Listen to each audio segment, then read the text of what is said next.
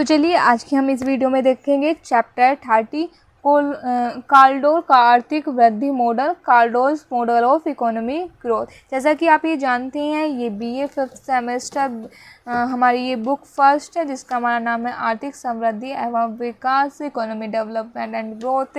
इसकी हमारा ये चैप्टर 13 है। हमने आपको चैप्टर 29 तक सारे करा दिए हैं। अगर आपने वे नहीं देखी है तो प्लेलिस्ट पड़ी है मेरे चैनल पर, वहाँ से जाकर आप पूरा इसे अच्छे से देख सकते हैं, कर लीजिए।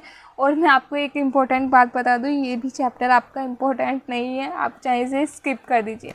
आप कहेंगे मैम तो स्किप कराती जा रही है, ये चैप्टर इम्पोर्टेंट नहीं है। तो बेटा मैं आपको जो इम्पोर्टेंट है वो बता रही हूँ, बाकी नहीं बता रही हूँ।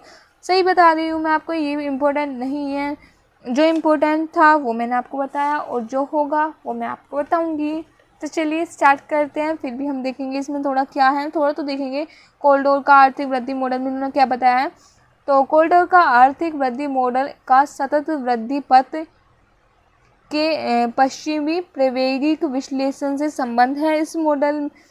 यह मॉडल अन्य वृद्धि मॉडल से विभिन्न दृष्टियों से अनोखे रूप में अलग है। कार्लडोर ने हेराल्ड डोमर के आर्थिक वृद्धि मॉडल को तकनीकी विकास फलन तथा पूंजी निवेश के मध्य संबंध को दृष्टिगोण रखते हुए संशोधित किया है। इस मॉडल का मुख्य उद्देश्य गैर आर्थिक चरों की प्रकृति को दर्शाना है जो एक अर्थव्यवस्था के सामान्य उत्पादन स्तर को सुनिश्चित करते हैं। कार्लडोर हेराल्ड के उस ढंग पर विचार करते हैं जिसमें अतिरिक्त बचतों की समस्याओं का समाधान आय की ज्योतिमय विधि द्वारा किया जाता है।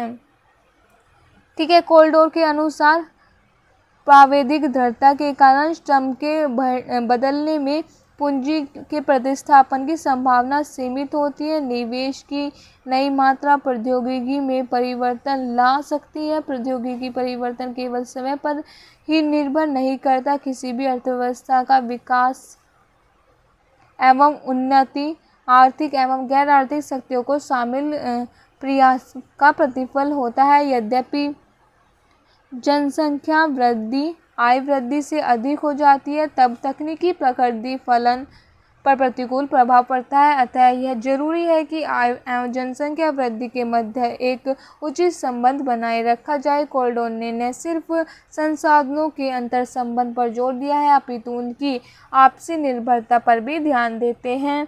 इस प्रकार कार्लडोर का मॉडल अधिक व्यापक और वास्तविक है क्योंकि इसमें तीन मुख्य धारणाओं बचत, निवेश व तकनीकी फलन को स्वीकार किया है। इसमें कुछ इसकी मान्यताएं भी दे रखी है कार्लडोर ने, आप इसे पढ़ सकते हैं अगर आपको पढ़ना है तो।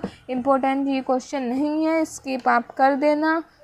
ठीक है, उन्होंने फिर इसकी मॉडल की कार्यशीलता में बताया है कि इस मॉडल का पूर्ण मुख्य लक्ष्य संपूर्ण चरों के मध्य व्यापक संबंधों के रूप में पूंजीवादी विकास का वर्णन किया है। इस मॉडल में दो अवस्थाओं में कार्य करता है। कितनी दो अवस्थाओं में ये कार्य करता है, स्थिर कार्यशील जनसंख्या और बढ़ती हुई जनसंख्या। यानी जब स्थिर रहती है जनसंख्या यानी न बढ़ती है और न घटती है, और जब बढ़ती हुई जनसंख्या जब वो जनसंख्या हमारी एक्सपेंड कर रही हो, बढ़ रही हो। तो ये इनमें इन्होंने दो बताया है क्या होता है इनका। इन्होंने इधर से सॉल्व करके ऐसे बता रखा है, आप देख सकते हैं अगर आपको देखना है तो।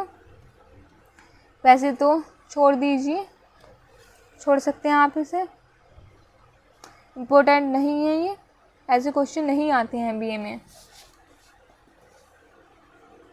पर मैं आपको पूरा दिखाऊंगी, जिससे करना है वो वीडियो पॉज करके पढ़ ले या स्क्रीनशॉट लेके पढ़ ले, आपकी मर्जी है। ठीक है,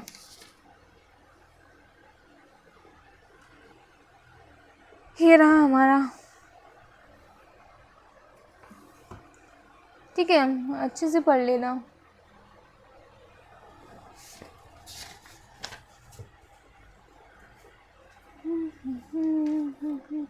ये रहा पूरा, आप देख लेना अच्छे से, है ना। ये फिर इसके अभ्यास प्रश्न दे रखे हैं, दीर्घ उत्तरीय, लघु उत्तरीय, वस्तुनिष्ठ। ठीक है, तो चलिए मिलते हैं अगली वीडियो में जिसमें हम देखेंगे 31 चैप्टर अंतर्जाल समृद्धि। तब तक के लिए बाय बाय।